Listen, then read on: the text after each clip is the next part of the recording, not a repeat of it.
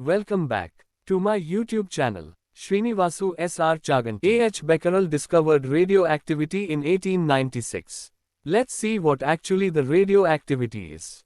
He placed ore of uranium pinchblende or pieces of uranium potassium illuminated with visible light and wrapped them in a black paper and separated the package from a photographic plate by a piece of silver. To his astonishment, those photographic plates were turned out to be as if they had been used earlier. Even though those photographic plates had not been used earlier, what made them to turn out them to be used once? He immediately came to a conclusion after performing several experiments that elements whose atomic numbers ranging from 58 to 71 and 90 to 103 in the periodic table exhibit peculiar properties called radioactivity. It is because of their instability, these elements continue to emit alpha, beta, gamma radiations from their nuclei and transform themselves into stable nuclei. When an alpha particle is ejected from a radioactive substance, atomic number is reduced by 2 units and mass number is reduced by 4 units. This is called alpha decay.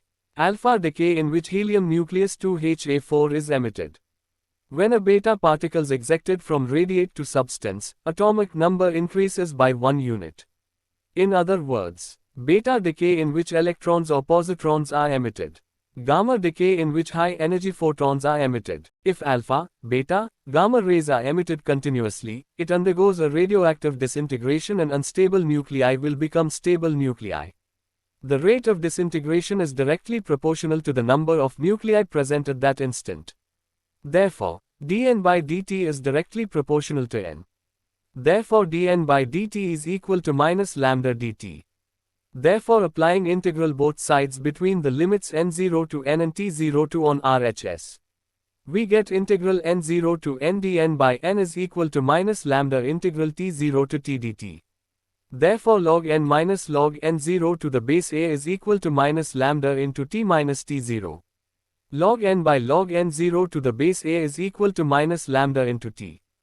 Therefore n by n0 is equal to a power minus lambda t since t0 is equal to t0. Therefore n is equal to n0 a power minus lambda t.